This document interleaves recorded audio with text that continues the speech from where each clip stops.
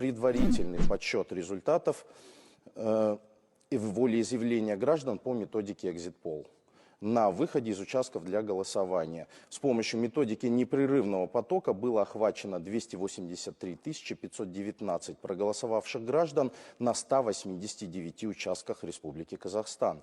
Задавался вопрос о том, как они ответили на поставленный в рамках референдума вопрос: согласны ли вы со строительством атомной электростанции в Казахстане?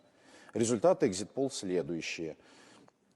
Заявили о том, что проголосовали за строительство атомной электростанции 69,8% от числа опрошенных граждан, принявших участие в голосовании. Ответили, что возразили свое несогласие 30,2% участников опроса. Явка на участке зафиксирована на уровне 67,3%. Социологическая погрешность данных составляет плюс-минус 1,5%.